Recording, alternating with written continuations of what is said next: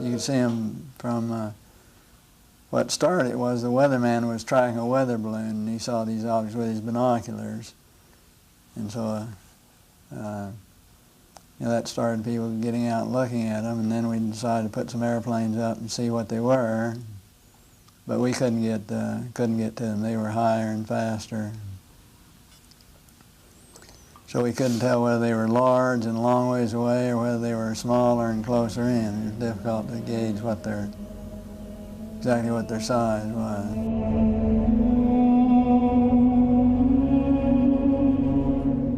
They were definitely in formation. What year was this? In 51, about 1951. Do you think the Russians had that kind of technology back then? No. So how close would you say you might have gotten to them? I mean, you definitely determined that there were objects that were under intelligent control, or was it? Well, yeah, they weren't just random. They were flying fighter formations, very definitely under positive control. They're just typical saucer shape, double lenticular shape, metallic looking.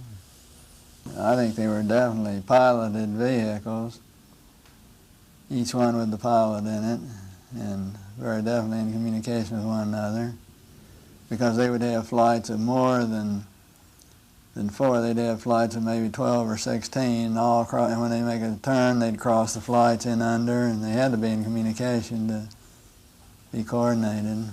Yeah, every once in a while one would zip off to the side, just do a lateral maneuver out to the side.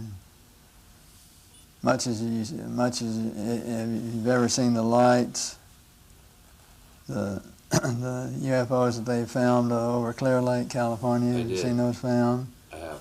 How they'll sit there in formation and all of a sudden want to go, I think they were extraterrestrial pilots flying, no doubt about it.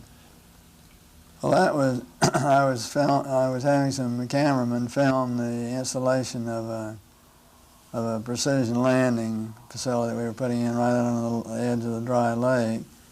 And this saucer flew right over them and put down 3 little gear and landed out on the dry lake bed.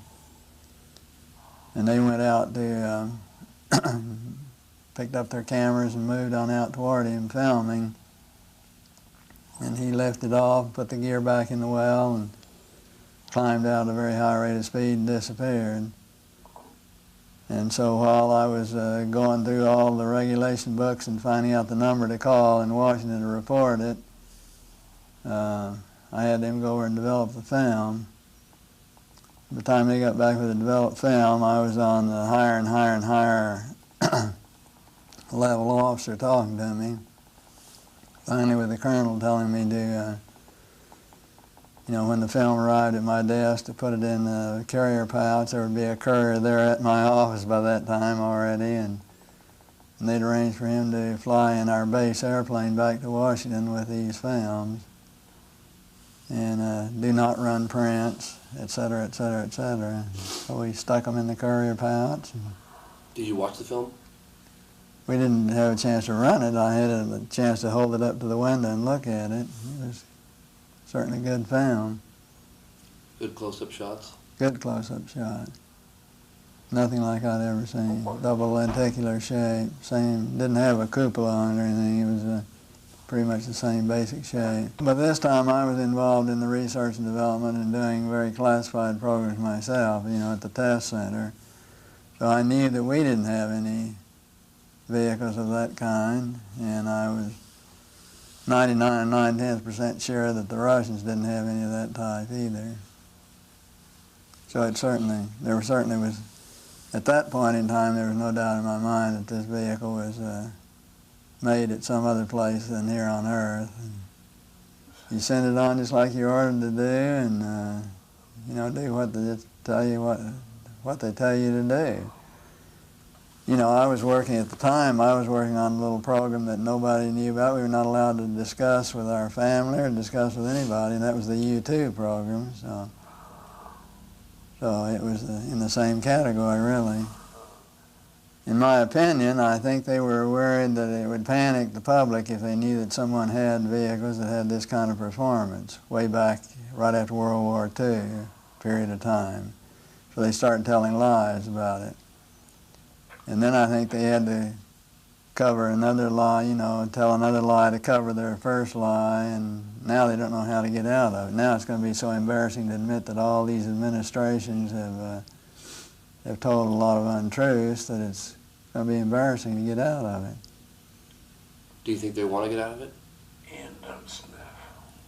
Well, I think basically each and every president would probably like to get out of it, would like to come clean on the deal and not have to continue to tell distruths.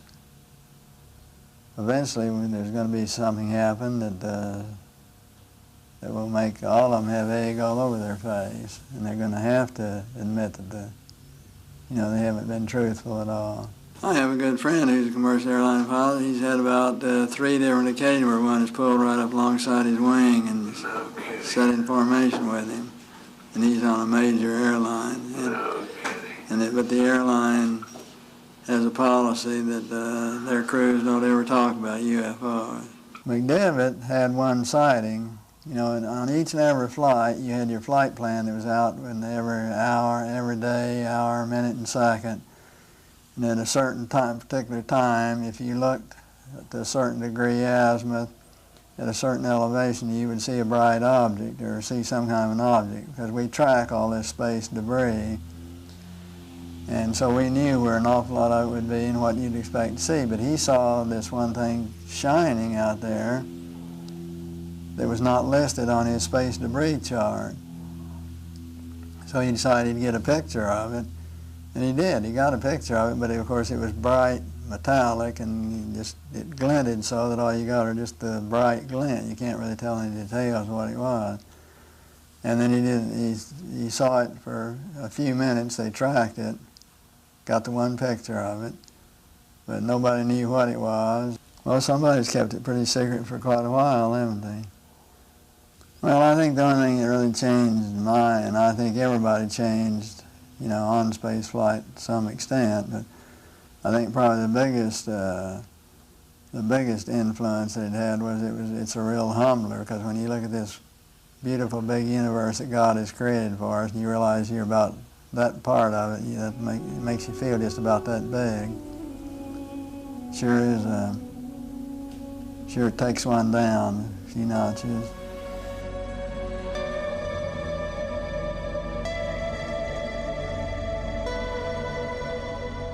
Actually, we were very favorably received at the UN, and Kurt Waldheim was very interested, and he agreed that he thought it'd be a good idea to form a committee and to do the investigation at that level. But nothing ever got done. Kind of typical of the UN, you know. They talked a good game, but never got around to doing anything about it. By NASA's own figures, there are some 400,000 other planets out there that could be habitable. And I just can't believe that God would habitate this one planet only and leave all these others barren. In my personal opinion, based on no facts at all, I just feel that we're out here in the hinterland of all the galaxies. We're way out in the sticks, and that a lot of these other galaxies are closer to one another, and I think they probably have a lot of travel to and from them. And once in a while, we'll get a few travelers, stragglers, or more distant ones come through from distant other galaxies. We should form a group at the UN level to start gathering information from around the world, and when you get sightings and information and investigations, actually let it be handled and coordinated from that level, because there were a lot of countries that had information, and there were a lot of countries like Russia is now. The government of Russia now works directly with the civilian UFO groups. And you have a difference from country to country to country, but have all this information come together and be correlated in one place would really be a benefit to really try and determine what is real and what is fake. Just thinking about what we could do from a technical point of view, some of them may be remotely operated. They may be radio controlled, so to speak, like we call unpiloted vehicles. Some of them may be that. I think some of them undoubtedly have crews in them and have other people, and in my opinion, I think those people are probably very similar to us. Do you think they recovered one of those saucers that you saw? Very likely. And I think definitely there was something other than a weather balloon there. Well, I think the truth has been very submerged in all the lies that have been told. I'd like to think they reversed engineered it and did something with it, did some benefit with it, which would be the logical thing to do. Did you ever try to, did you know where that footage went of the flying saucer that landed on the tarmac? Went to Washington, that's all that I know. Did you ever keep in touch with anybody about it or discuss it? How would I keep in touch with anybody about it? There's no way within the military or within the government of keeping track of something that is classified unless you're directly involved in it, and I was not. So I had no way of knowing what happened to it. Was it included in part of the Project Blue Book investigation? No, it was not. And that was one of the complaints I had about Project Blue Book, which in my opinion, Project Blue Book was totally a whitewash. There were a number of other things on Blue Book that I had the occasion to know about that were not included in Blue Book either. Well, that was one of the reasons we did the U2 program the way we did it, was because we hadn't put no classification at all on it, because when you classify a program, then a congressman or a senator think they can go out and tell the whole details. They're privileged to be able to do that. Totally trample all over security and tell the details about whoever they want to.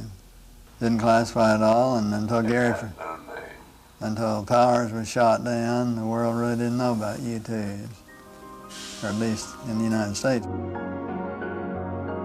my opinion, I think they are coming from some other planet. I think there's no doubt in my mind. I think they're for real. I think eventually we'll find out that they're